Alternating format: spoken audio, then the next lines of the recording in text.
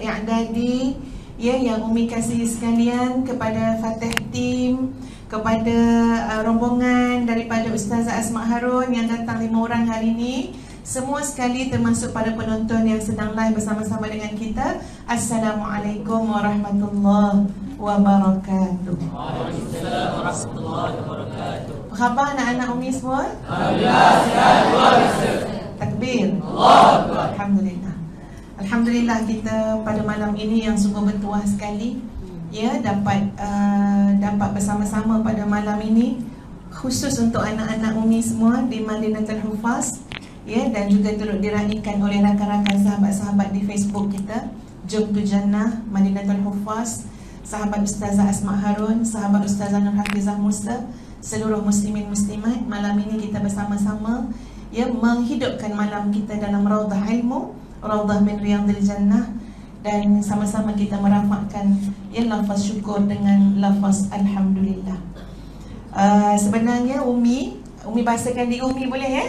Macam biasalah anak-anak kan Umi. Yang ini Ustazah Asma ya. Nanti kan dua-dua Ustazah jadi keliru pula ya. Yang ini Umi lah.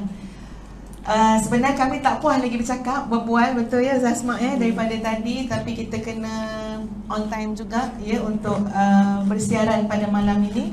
Jadi insya-Allah para muslimah, tuan-tuan, puan-puan, anak-anak sekalian, malam ini adalah malam yang kita nak mendengar perkongsian Ustazah Asma yang kita bawakan khas pada malam ini untuk berkongsi yang boleh memberi rangsangan, motivasi, semangat kepada anak-anak remaja ya, kepada anak-anak semua khususnya. Jadi Umi memberikan insya-Allah pada malam ini sepenuh peluang kepada Ustazah Asma kita ya, ikut suka Ustazah Asma lah macam mana nak buat ya. Umi cuma menyampuk sikit-sikit je ya, sebab anak-anak ni dah biasa sangat dengan ceramah Umi. Tapi hari ni kita dapat peluang ya bawa Ustazah Asma ke sini, jadi mudah-mudahan anak-anak semua manfaatkan ya insya-Allah. Dan memang ini tarikh yang Ustazah Asma berikan kepada pihak tahfiz yang tidak boleh Umi, maknanya kena terimalah tarikh ni ya, walaupun sebenarnya Umi insya-Allah jam 2 pagi ni nak bertolak ke overseas lah. Ke mana tu rahsia. Ya, jadi insya-Allah apa pun kita mohon kesihatan, afiat, kesejahteraan daripada Allah, dan tanpa melengahkan masa lagi Umi serahkan majlis ini kepada yang berbahagia Al-Fadhilah Ustazah Asma Harun ya, untuk menyantuni anak-anak semua ya, memberikan titipan nasihat kepada kita semua. Falyatafaddal mashkura. Allahu akbar.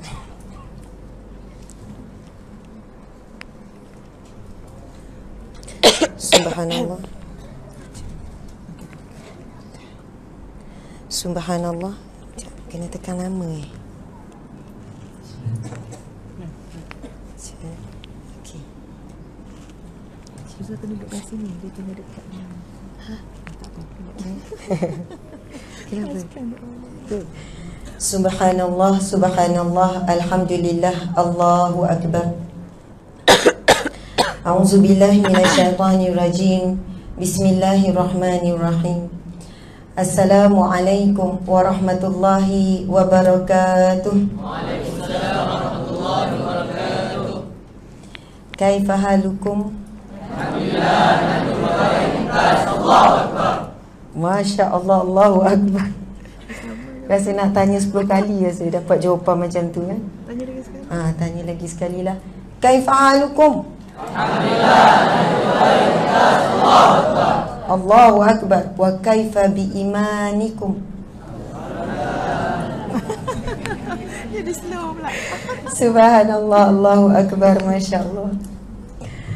Auzubillah minasyaitanirrajim. Ustazah pun rasa macam satu tugas yang berat pada malam ni sebenarnya. Pertama, Ustazah berada di sebelah murabbiyah Ustazah, guru Ustazah, Ustazah kepada Ustazah. Ustazah juga membesar, maksudnya usia tu tak jauh sangat kita. Tetapi sebelum Ustazah menjadi seperti hari ini, Ustazah membiasakan dan selalu mendengar ceramah Ustazah Nur Hafizah Musa bertahun-tahun dah lama. Direkod, disimpan, didownload dan sebagainya. Allahu akbar. Dan Allah mengizinkan pada hari ini Ustazah berada bersama dengan Fadilatul Ustazah Nur Hafizah binti Musa, Subhanallah, murabiah ummah yang setelah sekian lama berada di medan dakwah. Dan kamu adalah anak-anak yang Allah pilih. Allah yang qadir, yang muqtadir, yang maha berkehendak, yang maha menentukan. Allah lah yang berkehendakkan kamu berada di Madinatul Khuffaz. Allahu Akbar. Air tangan, air keringat, air mata yang dibina daripada Fadilatul Ustazah Hafizah Musa dan juga Fadilatul Ustaz Dr. Azhar. Masya Allah, Allahu Akbar. Alhamdulillah. Terlebih dahulu Ustazah nak ucap terima kasih. Jadi berdebar lain macam Umi, panggil Umi juga ya, Ustazah Umi. Masya Allah, terlebih dahulu terima kasih yang tidak terhingga kepada pihak Madinatul Khuffaz melalui usaha daripada Ustazah Datuk Dr. Ustazah Nur Hafizah Musa di atas jemputan yang sangat istimewa ini. Kalaulah Ustazah sebut tadi, Ustazah Hafizah sebut istimewanya pada malam ini sebab Ustazah datang, tapi sebenarnya Ustazah lah yang rasa bertuah sebab dapat jumpa dengan kamu anak-anak pilihan Allah Subhanahu Wa Taala, dapat belajar di tempat yang begini baik, begini indah, Madinatul Khuffaz. Ustazah harap Ustazah boleh menumpang kebaikan kamu. Kamu menghafaz Al-Quran, kamu menghafal hadis Nabi. Di sini kamu menghidupkan sunnah Nabi. Kamu ditanam dengan rasa cinta kepada Rasulullah, cinta menyambung perjuangan Rasulullah. Maka subhanallah, kamu jauh lebih baik daripada Ustazah sendiri, kerana kamu telah ditanam cinta-cinta ini lebih awal daripada diri Ustazah sendiri. Masya Allah, Allahu Akbar. Alhamdulillah, Alhamdulillah, Alhamdulillahi Rabbil Alamin. Hamdan lillah, salatan wa salaman ala Rasulillah, Sayyidina wa maulana wa habibina wa syafi'ina Muhammad ibni Abdillah wa ala alihi wa ashabihi awliyaillah. Terlebih dahulu, marilah sama-sama kita rafakkan kesyukuran kehadrat Allah Subhanahu Wa Taala. Allah ya Jami', yang maha menemukan.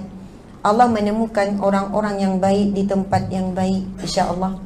Allah akan mengumpulkan siapakah di kalangan manusia, jutaan, bilionan dan sebagainya, untuk berada di taman syurganya. Pada waktu yang sama pada malam ini, anak-anak Ustazah sekalian, ada manusia yang saling bertemu di tempat maksiat, ada manusia yang saling bertemu di tempat yang lara.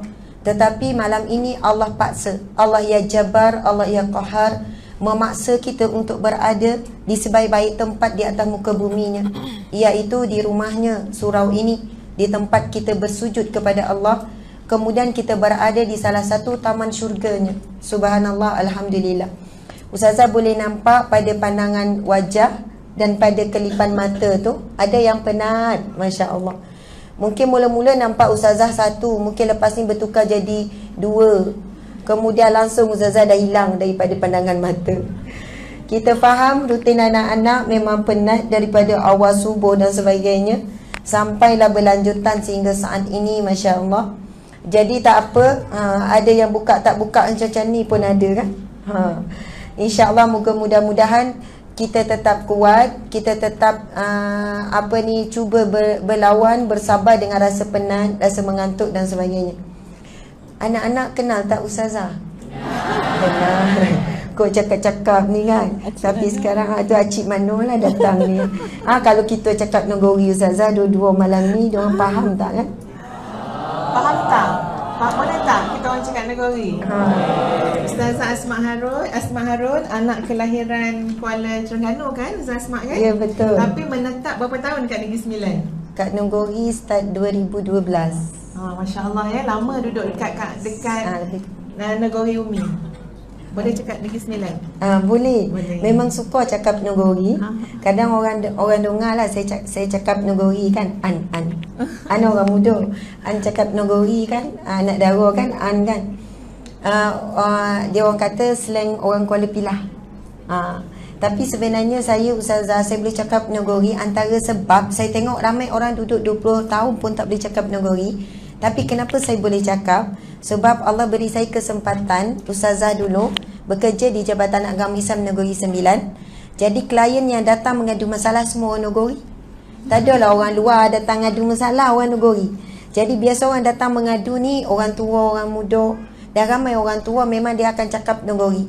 Jadi ustazah kena balas bahasa Negori balik, barulah maksudnya masuk. Dan alhamdulillah di situlah ustazah belajar dan sangat suka berada di Negeri Sembilan. Dan ustazah pula merantau di sini. Subhanallah, Allahu Akbar. Jadi masya-Allah kami ada persamaan, kami mempunyai bilangan anak yang sama. Sama-sama 7 orang kan ustazah. Subhanallah. Alhamdulillah. Dan umur kami sebenarnya tak jauh beza kot ya. Saya tahun 83 ustazah. Tak ada rahsia ni. Oh, jauh je. Tak boleh sebut Jauh. Hanya jauh je boleh jawab. Subhanallah. Umur itu rahsia ya. Jadi masya-Allah, tapi nampak macam sebaya kan. Masa Ustazah Hafiza sangat Allahu Akbar, masya-Allah. Jadi tak tahu ni nak bermula daripada mana. Tajuk yang diberikan ialah pengalaman Umi di waktu remaja. Itu tajuk kita Ustazah. Pengalaman Umi di waktu remaja. Oh, bersungguh dia orang tulis tajuk. Pengalaman Umi di waktu remaja. Jadi kepada pendengar yang live, boleh ajak anak-anak juga dengan sama. InsyaAllah malam ni bila saya terima tajuk ni kali pertama, saya tak tahu idea siapa. Maksudnya idea pihak Ustazah Idea Dr. Azhar Yaakob. Subhanallah. Suami Ustazah. Ini first time dapat tajuk yang bila baca terus macam terasa menusuk kalbu. Sebab dia tentang pengalaman Umi di usia remaja, pengalaman Ustazah dan pengalaman Ustazah Nur Hafizah Musa. Jadi kita akan cerita pengalaman kita masa remaja. Betul ya? Umi Hafizah, ini Umi Asma. Boleh panggil Umi? Sebab Ustazah pun ada anak tingkatan 2. Maksudnya sebaya lebih kuranglah dengan anak-anak di sini. Jadi panggil Umi Asma ni Umi saja. Okey. Bolehlah. Jadi Ustazah tak tahu nak petik cerita yang mana. Tapi mungkin insya-Allah cerita pertama ni mudah-mudahan boleh jadikan iktibar insya-Allah. Ustazah masa kecil ketika sekolah rendah, Ustazah belajar di satu sekolah namanya Darut Taqwa. Sekolah macam bukan sekolah kebangsaan lah, sekolah agama, sekolah Arab macam tu. Di Kuala Terengganu, di kampung. Subhanallah. Sekolah itu diasaskan oleh Datuk Ustazah sendiri, namanya Darut Taqwa, ada sampai sekarang. Yang Ustazah nak cerita, masa Ustazah sekolah rendah, Ustazah kurang bijak. Dari sudut zahirnya biasa diukur dengan peperiksaan, betul ke tidak? Maksudnya selalu dapat nombor 10, belah-belah ataupun bawah 10. Kan biasa orang bijak ni, budak-budak bijak ni dia dapat nombor berapa? 1, 2, 3 lah. Itu budak bijak lah. 1, 2, 3, 4, 5 macam tu. Ustazah rasa macam ketika masa kecil susahnya nak jadi budak bijak, susahnya nak dapat nombor 1. Saya tak tahulah, mungkin nanti Ustazah cerita juga macam mana pengalaman. Masuk Ustazah masa kecil struggle sangat. Sampailah masa dah jam 4, Ustazah ingat kelas 4 Khadijah, Ustazah dapat nombor 1 buat kali pertama. Allahu Akbar. Dan itulah kali pertama dan kali terakhir di sekolah rendah. Sebenarnya bukan tu cerita sebenar. Sabar dulu.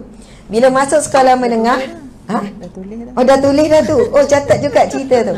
Ada tujuan Ustazah nak cerita apa anak-anak sekalian. Masuk sekolah menengah, Ustazah pergi ke sekolah Darul Anwar, Pulau Melaka, sekolah Tok Guru Ni Abdul Aziz Ni'mat. Masa form 1. Jadi Ustazah ada pengalaman duduk di asrama, akan tengok arwah Tok Guru Ni Abdul Aziz. Bila dia keluar pagi-pagi, dia siram pokok, dia menyapu sampah sekeliling rumah. Sangat indah. Kami bila Tok Guru keluar je, kami akan duduk di tingkap mengintai Tok Guru. Penuh kat tingkap, tapi Tok Guru mesti tak nampak sebab kami bangunan 3 tingkat. Jadi asrama perempuan tahu Tok Guru keluar, kita orang akan mengintai. Tok Guru siram pokok, menyapu, buat kerja. Ketika itu dah jadi MB lah. Masya Allah, Allahu Akbar.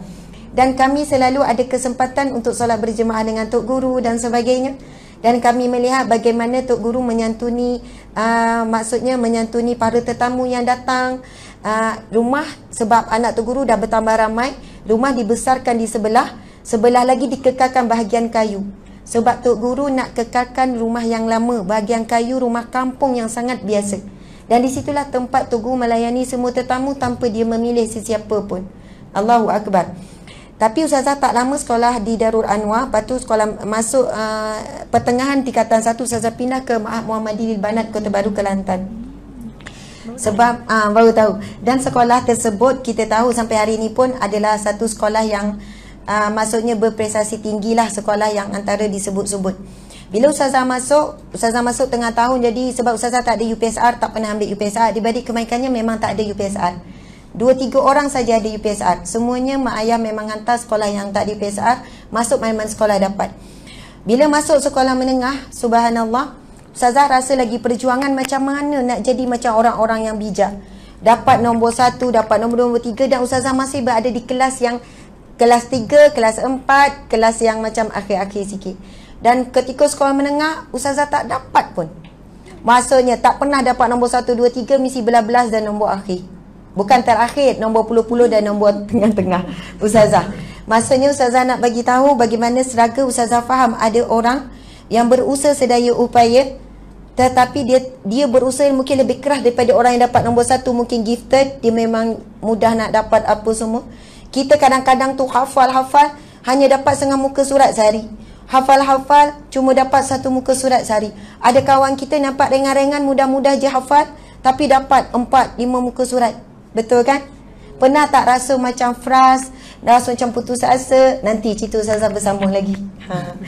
Jadi subhanallah, masa Ustazah dapat SPM, masa tu SPM terbuka kali pertama. SPM 2000 terbuka. Ustazah tak silap, Ustazah dapat 5A macam tu lah. Masa tu cemerlang lah, sebab kira cemerlang jugalah sikit-sikit. Okey, sejarah dapat A. Okey, apa lagi, sains dapat A, tak ingat. Matematik itu memang yang paling menakutkan. Sekarang hanya pandai kira duit Ustazah, tapi kalau kira-kira semua tu duit boleh kira, pandai kira hutang. Subhanallah. Tapi Masya Allah, apabila Ustazah mula masuk ke, Ustazah belajar di Kuza dulu, sekarang ni Uniza. Allahu Akbar, masa tu lah. Maksudnya perjuangan daripada kecil sampailah sekolah menengah, tak kenal putus asa. Maksudnya walaupun sampai ketika mungkin aku ni memang bukanlah orang yang bijak sampai akhir kot. Bukan nak sebut bijak kepada keputusan ya. Kita kan ada keinginan untuk jadi macam ada orang yang, ya Allah, mudahnya dia faham, mudahnya dia hafal, mudahnya dia sekian-sekian, mudahnya dia jawab peperiksaan. Kita kan main takut menggeletar, tak tidur malam, macam-macam tu. Bila Ustazah masuk Kuza, Masya Allah, akhirnya Alhamdulillah setiap semester, ketika tu Ustazah ambil syariah, Ustazah dapatlah Ustazah keputusannya setiap semester dapat anugerah dekan, Dean's List. Alhamdulillah. Dan pernah dapat anugerah pelajar terbaik syariah masa tahun, ada beberapa tahun. Allahu Akbar. Ketika itu apa yang Ustazah faham, Ustazah nak share sebenarnya perjuangan menuntut ilmu. Apa yang Ustazah faham, hubungan dengan Allah adalah perkara yang paling penting sesiapa yang berada di jalan ilmu. Hubungan dengan Allah. Apabila masuklah di Kuza ketika itu, kita mula belajar istiqamah untuk bangun malam Ustazah. Sekarang kita tak boleh cerita macam mana. Ustazah rasa masa zaman belajar jauh lebih istiqamah, jauh lebih baik. Masa tu hati kita bersih. Allahu Akbar. Sekarang wallahu alam. Tapi ketika itu belajar untuk jaga solat malam. Kemudian sangat menjaga solat duha. Kemudian sangat menjaga, dilatih ketika itu, ketika berada di Kuza. Dan kebetulan masa tu bi'ah solehah diwujudkan di Kuza ketika itu. Bahkan guard yang jaga Kuza ketika itu, mereka diberi lesen untuk tegur pelajar yang tak pakai stoking. Mereka dibenarkan menyaman. Ni pelajar college ni, ramai ni tak pakai stoking disaman, ditegur oleh guard-guard yang bertugas. Allahu Akbar. Kami pelajar, maksudnya pelajar tak pakai stoking sebab belajar Kuza bukan semisi pengajian Islam. Ada juga medik, ada juga daripada maksudnya pengurusan IT dan sebagainya. Tapi diwajibkan etika pemakaian, wajib pakai stoking. Jadi ada pelajar-pelajar yang biasa bukan pengajian Islam, jadi guard ni main peranan juga pentegur sebab bi'ah solehah memang dihidupkan ketika itu. Ustazah tak tahu sekarang Kuza macam mana, Uniza macam mana. Kemudian kami diajar macam mana jaga ikhtilat Ustazah. Bila berhubung dengan lelaki, kami tidak dibenarkan, dia diajar oleh pensyarah-pensyarah ketika itu dilarang untuk bila bercakap saling menghadap. Jadi kadang orang nampak kami akan bercakap menghadap dinding. Maksudnya muslimin dekat sebelah situ, kita sini, dua-dua ngadap dinding. Padahal berbincang ni. Okey, dan kami diajarkan memanggil lelaki semuanya ustaz, wanita adalah ustazah. Walaupun apa pun pengajian. Dan ustazah masa tu masuk MPP jadi timbalan presiden Majlis Perwakilan Pelajar. Jadi kita banyak bincang, banyak mesyuarat, banyak meeting. Kami diajar bila meeting, bukannya meeting saling menghadap, tetapi muslimat di belakang, muslimin di hadapan, semua menghadap hadapan. Dan meeting boleh berjalan dengan baik. Walaupun tidak ada eye contact, tapi suara dah cukup. Bila kita ada perbincangan, kita perlu berada di tempat yang tidak menimbulkan fitnah. Lalu kita akan cakap, okey ustaz, macam mana dengan program kita? Dia pun menghadap depan, tak ada menghadap sama macam ni ke, tak ada. Faham ya? Tentang mata pun tidak. Tak ada petentang mata. Maksudnya kami diajar supaya menghadap kedua-dua ke depan. Kadang orang lalu depan, orang tengok pelik sebab kita dua-dua cakap depan, tidak bertentang mata. Kemudian ketika itu ustazah masih ingat pesan ustazah kata, pensyarah, kamu bila malam start daripada maghrib dilarang. Walaupun benda ini disebut oleh pensyarah secara umum, bukan semua orang ikut. Tapi dia kata ustaz nasihatkan kamu bila lepas daripada malam dilarang kamu berhubung sesama pelajar, lelaki perempuan, walaupun ada urusan yang sangat penting. Contohnya macam adalah program besok nak kena bincang ke apa dan sebagainya. Mesej ke ketika itu dah ada telefon. Mesej ke, jumpa ke. Lepas tu kita tanya, ustaz kenapa? Pada waktu malam lelaki dah bertukar rupa, dia cakap macam tu lah. Suara kamu tak sama seperti mana dia dengar suara kamu pada waktu siang. Pandangan dia terhadap kamu pada waktu malam, masa tu ustazah jelaskan secara umum saja. Tetapi ketika itu ustazah faham suasana bi'ah salihah di Kuzat itu. Maksudnya para pensyarah cukup menitik beratkan walaupun perkara-perkara kecil seumpama itu. Jadi ada pelajar yang ikut, ada yang tak. Kita ni subhanallah dapat bimbingan, kita ikut, kita cuba buat, kita cuba kawal dan sebagainya. Tetapi Masya Allah memang benar, pandangan mata, kalau kita rujuk satu hadis Nabi SAW, an-nazaratun sahmun masmumatun min sihami iblis. Pandangan mata adalah anak panah beracun daripada anak panah iblis. Allahu Akbar. Sebab itu apabila kamu berada di sebuah madrasah umpama ini, Madinatul Hufaz, yang menjaga batasan, kita boleh tengok anak-anak kita memakai niqab dan sebagainya, menjaga batasan pergaulan keluar masuk supaya tak bertembung. Ustazah pernah masuk di sini, Ustazah Hafizah pernah tunjuk laluan-laluan yang mana dibina laluan itu mengelakkan pertembungan di antara muslimin dan muslimat. Kamu dikawal rapi di sini, belum tentu kamu mampu mengawal diri kamu di luar. Tetapi ini dah menjadi satu acuan kepada kamu di sini. Mudah-mudahan acuan itu kuat, kekal untuk membina acuan yang sama di luar sana. Allahu Akbar, Masya Allah. Okey, kesudahan bagi episod ni, Ustazah nak cerita. Ustazah nak cerita ada dua kisah yang berlaku. Ada satu kali yang berlaku kisah benar lah ni. Pensyarah Ustazah ni, dia macam pelik sikit lah Ustazah. Masuk pelik tu, dia mengajar satu subjek, Ustazah masih ingat, namanya fiqh muqaranah, fiqh perbandingan. Antara subjek killer yang sangat susah nak target. Satu hari kita tahu kalau kita belajar di college ataupun universiti, test akan carry mark. Maksudnya markah test 30% ke 40% akan masuk final. Jadi sangat penting markah test. Kalau final kita dapat jawab 100% pun, kalau test kita tak target, maka kita tetap tak dapat A, tak boleh skor ketika final exam. Jadi pensyarah ni satu hari dia masuk kelas, dia terus cakap, okey hari ini test. Dia sebut, okey hari ini test. Biasanya pensyarah akan beritahu 5 hari seminggu sebelum tarikh test. Tapi kita datang hari tu, dia cakap okey hari ini test. Kita semua terkejut, kita tak tahu nak masuk apa, kita tak tahu apa yang nak ditanya, soalan apa, mana yang masuk, silibus mana yang masuk. Lepas tu kita pun semua pun jawablah, cuba jawab dan sebagainya. Selepas selesai test itu, keluarlah result. Semuanya fail kecuali 2 orang. Semua fail test tersebut kecuali 2 orang. Ustazah tak ingat 2 orang ke berapa orang. Tapi markah ketika itu markah penuh lebih kurang 30 lah. Dan masa tu Ustazah dapat 28/30, kurang 2 markah lebih kurang. Kemudian masa tu ustazah tertanya-tanya, macam mana ustazah boleh jawab?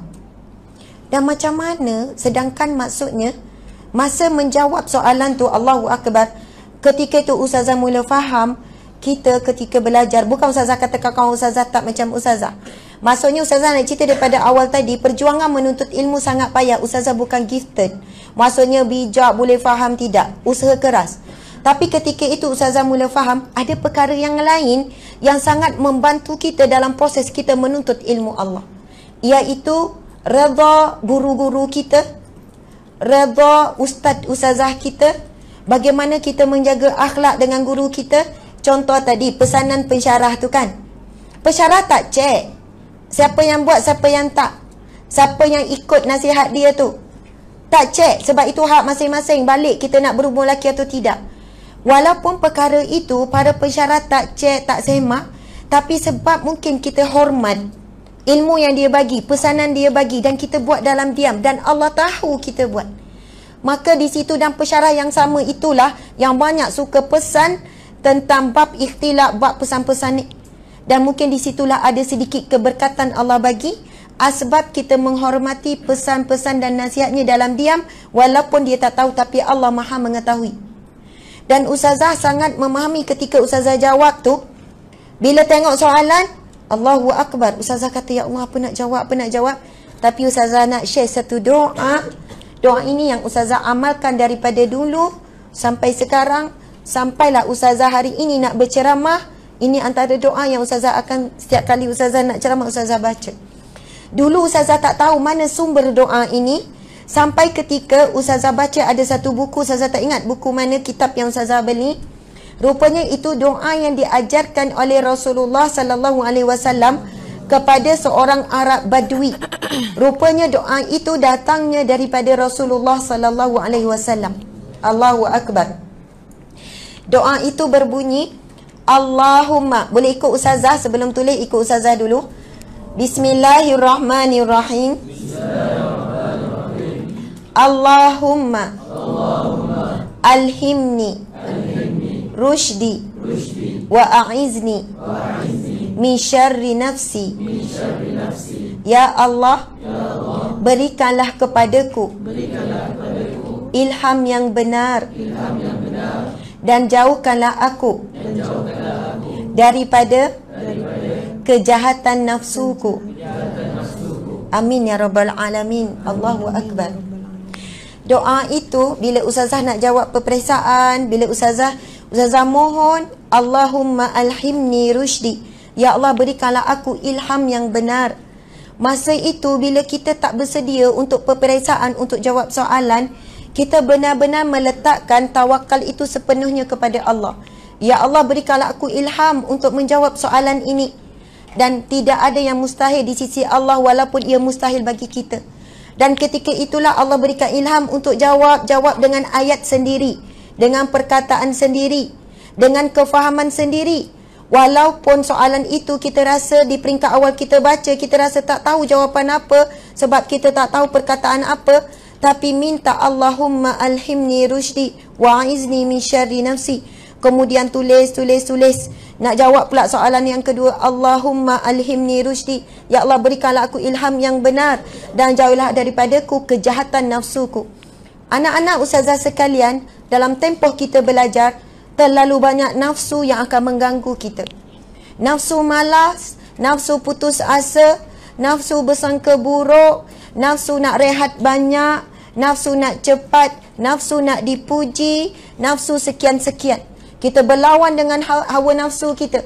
Nafsu nak dapat target, nak dipuji oleh ustaz-ustazah, nak dipuji oleh ibu bapa dan sebagainya. Terlalu banyak nafsu yang kita berlawan. Allahu Akbar.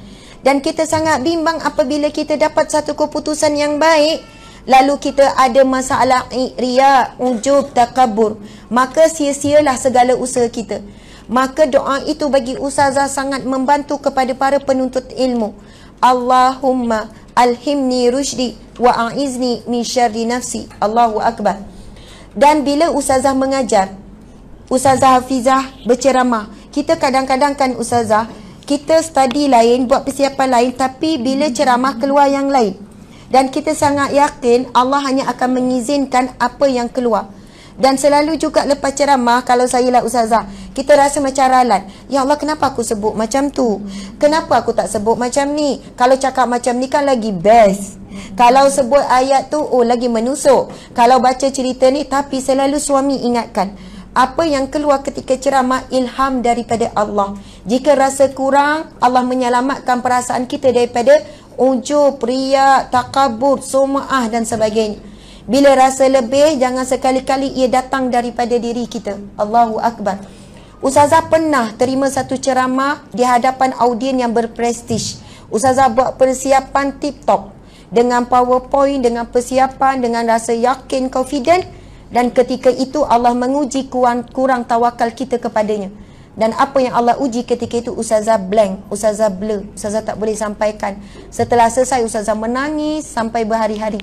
Ustazah kata kenapa, tapi Allah jawab, ketika kamu menyandarkan kebolehan itu pada diri kamu, kamu menyandarkan ilmu itu kepada diri kamu, kamu lupa bahawasanya pengetahuan itu datangnya daripada Allah yang alim, kebijaksanaan itu datangnya daripada Allah yang hakim, kecerdasan dan kepetahan kamu berkata-kata itu datangnya daripada Allah ya Rashid, yang maha cerdas. Allahu Akbar.